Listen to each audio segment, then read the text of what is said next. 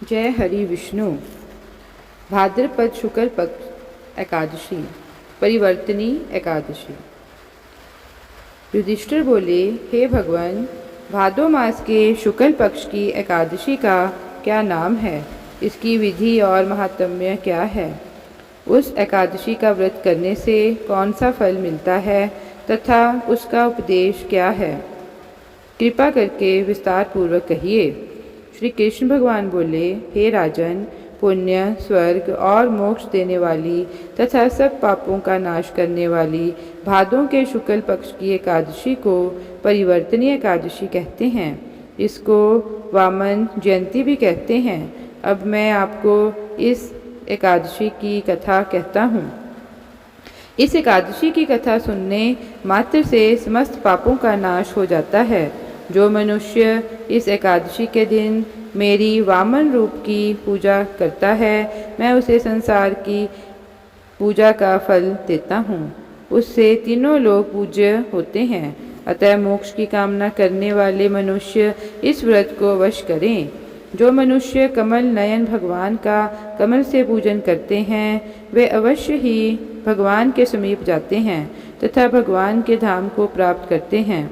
जो मनुष्य भादों शुक्ल एकादशी को वामन भगवान का व्रत और पूजन करते हैं, वे तीनों देवता ब्रह्मा, विष्णु, महेश सहित तीनों लोकों का पूजन करते हैं। जो मनुष्य इस एकादशी का व्रत करते हैं, उन्हें इस संसार में कुछ भी करना शेष नहीं रहता। भादो शुक्ल एकादशी का व्रत, पूजन और रात्रि जागरण विधि पूर्वक संपन्न करने वाले त्रिदेव का पूजन संपन्न करते हैं। अतः एकादशी का व्रत अवश्य करना चाहिए।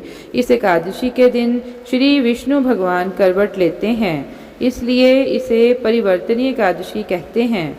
भगवान के वचन सुनकर धर्मराज युधिष्ठिर बोले, हे मधुसूदन, आप किस प्रकार सोते हैं तथा करवट लेते हैं? आपने राजा बलि को क्यों बांधा और वामन रूप धारण कर क्या क्या लीलाएं की? चतुर्मास की विधि क्या है तथा आपके शयन करने पर मनुष्य का क्या कर्तव्य है? सब विस्तार पूर्वक कहिए। श्री कृष्ण भगवान बोले, हे राजन, अब आप सब पापों का नाश करने वाली कथा का श्रवण करिए।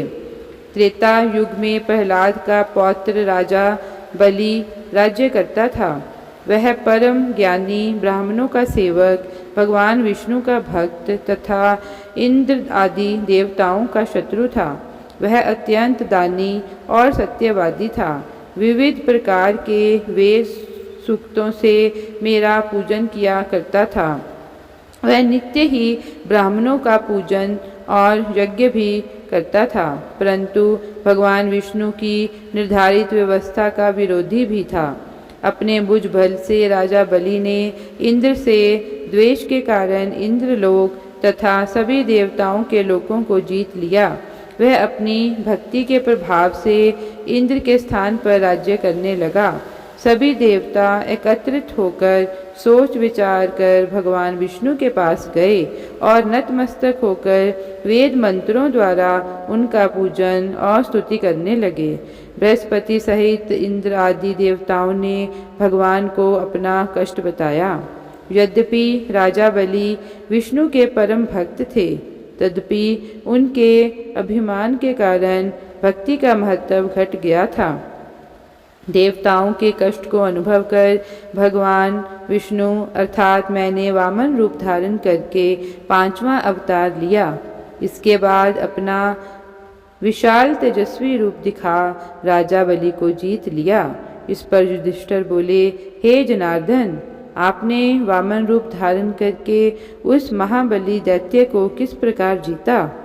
सब विस्तार बताइए। श्री कृष्ण भगवान कहने लगे, मैंने अर्थात वामन रूपधारी ब्रह्मचारी बालक ने महादानी राजा बलि से याचना की, हे राजन, मुझे 3 पग भूमि दे दो।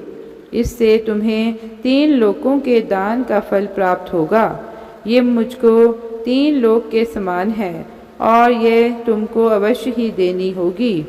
महादानी होने का अभिमान रखने वाले राजा बलि ने इसको तुच्छ सी याचना समझकर 3 पग भूमि का संकल्प भगवान विष्णु अर्थात मुझे दे दिया। तब मैंने अपने त्रिविक्रम रूप को बढ़ाकर भूलोक में पद, भवलोक में जंघा और स्वर्गलोक में कमर, महालोक में उदर, जनलोक में हृदय, यमलोक में कंठ तथा सत्यलोक में मुख रखकर उसके ऊपर मस्तक स्थापित किया। विष्णु द्वारा स्थापित इस विशाल रूप को देख सूर्य, चंद्रमा, सब ग्रहगण, योग, नक्षत्र, इंद्र आदि देवता और शेष आदि सब नागगणों ने वेद सूक्तों द्वारा प्रार्थना की। तब मैंने राजा बलि का हाथ पकड़कर कहा, राजन, एक पग से पृथ्वी, दूसरे से स्वर्गलोक पूर्ण हो गए। मैंने 3 पग धरती मांगी थी, बताओ अब तीसरा पग कहाँ रखूं? बलि, जो विष्णु भगवान के भक्त थे, अपना सिर झुका लिया और मैंने अपना पैर उसके मस्तक पर रख दिया। प्रभु ने जब चरण दबाया तो भक्त बलि पाताल को चला गया। फिर उसकी विनती और नम्रता को देखकर मैंने कहा, हे बलि, मैं सदैव तुम्हारे निकट ही रहूँगा। यदि तुम वामन एकादशी का विधि सहित व्रत करो तो मैं तुम्हारे द्वार पर कुटिया बनाकर रहूँगा। अतः राजा बलि ने वामन एकादशी का विधि पूर्वक व्रत किया। राजा बलि ने के कहने पर भादों के शुक्ल पक्ष की परिवर्तनीय एकादशी के दिन बलि के आश्रम पर मेरी प्रतिमा स्थापित हुई और दूसरी क्षीर सागर में शेष नाग के पृष्ठ पर हुई। हे राजन, इस एकादशी को भगवान शयन करते हुए करवट लेते हैं, इसीलिए तीनों लोकों के स्वामी भगवान विष्णु का उस दिन पूजन करना चाहिए। तांबा, चांदी, चावल और दही का दान करना चाहिए। इस दिन रात्रि को जागरण करना चाहिए। जो विधि पूर्वक इस एकादशी का व्रत करते हैं वे सब पापों से मुक्त होकर स्वर्ग जाते हैं और चंद्रमा के समान प्रकाशित हो यश पाते हैं। जो मनुष्य पापों का नाश करने वाली इस कथा को पढ़ते या सुनते हैं उन्हें 1000 अश्वमेध यज्ञ का फल प्राप्त होता है। जय हरि विष्णु।